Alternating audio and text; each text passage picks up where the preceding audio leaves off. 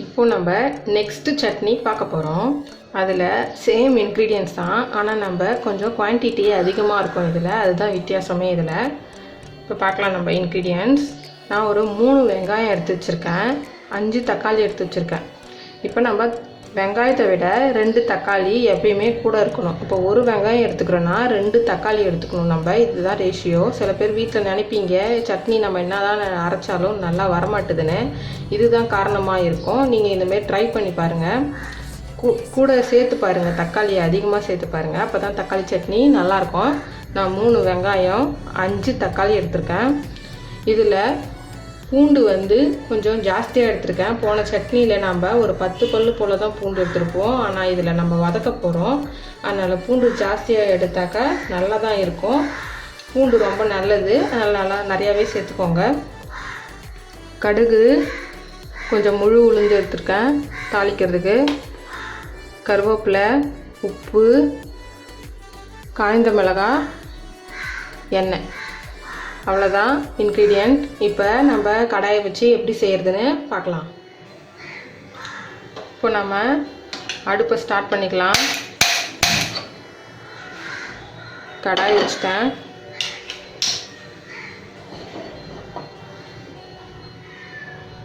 கடாய் காஞ்ச உடனே நம்ம எண்ணெய் ஊற்றிக்கலாம்.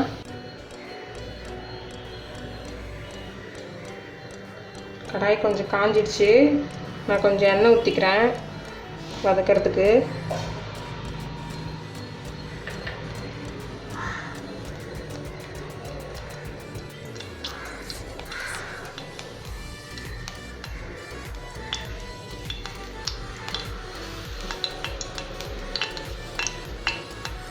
இதில் நான் எடுத்து வச்சுருக்கிற காஞ்ச மிளகாயை இதில் சேர்க்குறேன்.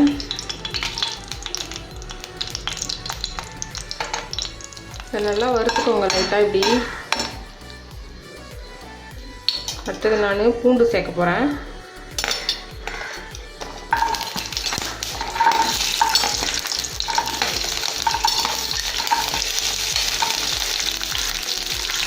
பூண்டு கொஞ்சம் வதங்கட்டும்.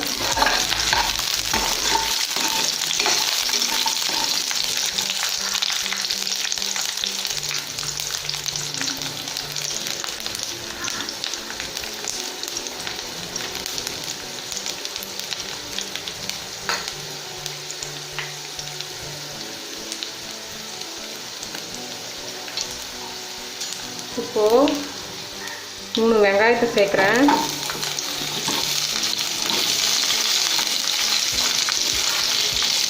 வெங்காயம் கொஞ்சம் வதங்கணும். அதுக்கப்புறமா நம்ம தக்காளி சேர்த்துக்கலாம். கொஞ்சம் பெருசாக கூட கட் பண்ணிக்கோங்க நீங்கள். ஏன்னா நம்ம வதக்கி அரைக்க தான் போகிறோம். அதனால் கொஞ்சம் பெருசாக கட் பண்ணாலும் இல்லை.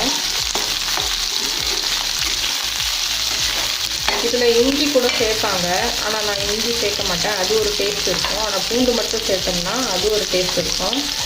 அதனால் நீங்கள் இந்த மாதிரி பூண்டு மட்டும் போட்டு கூட செஞ்சு பாருங்கள், நல்லாயிருக்கும்.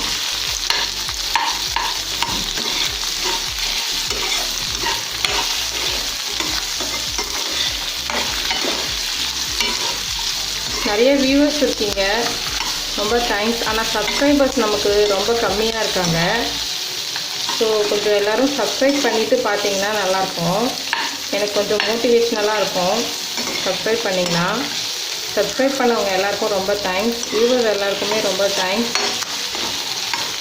வீடியோவை முழுசாக பாருங்கள், ஸ்கிப் பண்ணாமல் முழுசாக பாருங்கள் லாஸ்ட் வரைக்கும். அப்போ தான் உங்களுக்கு எல்லாமே தெரியும்.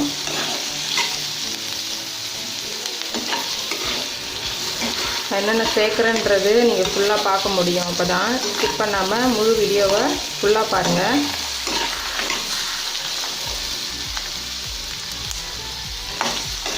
ஆல் பட்டன் அழுத்திக்கோங்க. சப்ஸ்கிரைப் பண்ணிவிட்டு ஆல் பட்டன் அழுத்திக்கோங்க. அப்போ தான் நான் நெக்ஸ்ட் வீடியோவில் என்ன ரெசிபி ஏதாவது புதுசாக நான் போட்டாலும் உடனே நீங்கள் பார்க்க முடியும்.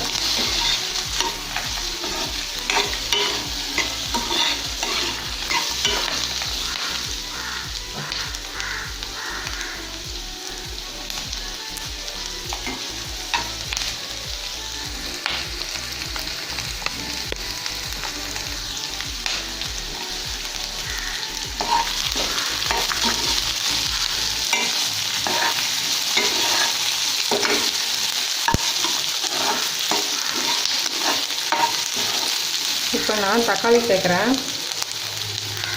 5 தக்காளி சேர்த்துருக்கேன். இதில்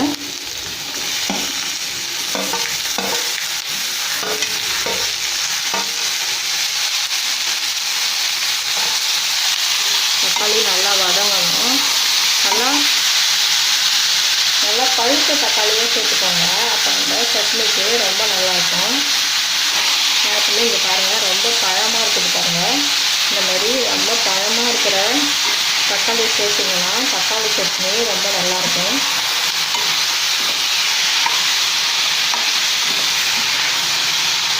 இப்போ இதில் கொஞ்சமாக உப்பு சேர்க்குறேன்.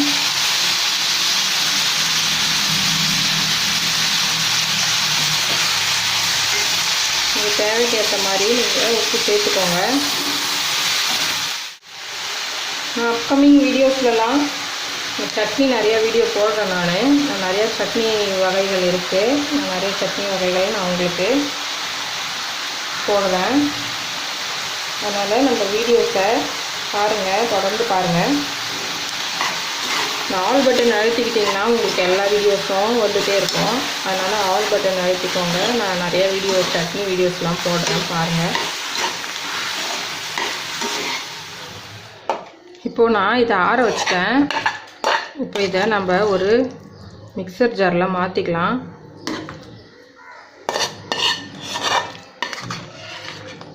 மாற்றிட்டு ரொம்ப நைஸாக அரைச்சிடாதீங்க.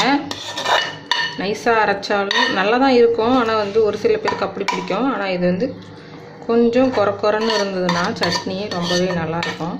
ட்ரை பண்ணி பாருங்கள். இது டேஸ்ட் நல்லாயிருக்கும். கொரன்னு வந்துச்சுன்னா அதனால தான். ரொம்ப ஃபைன் பேஸ்ட்டாக இல்லாமல் இருக்கணும். அவ்வளோதான். இப்போ நான் இதை அரைச்சிட்டு நான் உங்ககிட்ட காட்டுறேன். இப்போ பாருங்கள், நான் நல்லா அரைச்சி எடுத்துகிட்டு வந்துட்டேன். கொஞ்சம் கொரப்பாக அரைச்சி எடுத்துகிட்டு வந்துருக்கேன். நம்ம இதை இப்போ ஒரு பவுலில் மாற்றிட்டு தாளிச்சிடலாம். நான் இந்த சட்னியை ஒரு பவுலுக்கு ட்ரான்ஸ்ஃபர் பண்ணிட்டேன். இப்போது இதை நம்ம தாளிச்சிக்கலாம். அடுப்பை ஆன் பண்ணிவிட்டு ஒரு தாளிக்கிற கரண்டி வச்சுட்டு இந்த மாதிரி எண்ணெய் சேர்த்துக்கிறேன். தேவையான அளவுக்கு எண்ணெய் சேர்த்துக்கோங்க.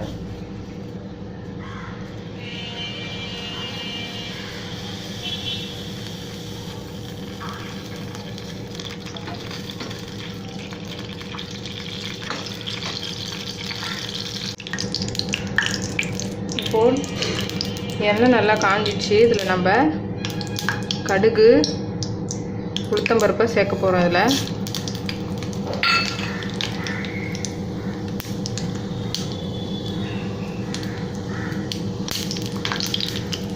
இந்த உளுத்தம்பருப்பு தான் இதில் ரொம்ப டேஸ்ட் ரொம்ப நல்லாயிருக்கும். கடுகு நல்லா பொரிஞ்சிருச்சு. இதில் இப்போ நம்ம அடுப்பு ஆஃப் பண்ணிக்கலாம். ஆஃப் பண்ணிவிட்டு நம்ம எடுத்து வச்சுருக்கிற கருவேப்பிலை இதில் சேர்த்துக்கலாம். சேர்த்துட்டு இதை நம்ம இதில் மேலேயே ஊற்ற போகிறோம்.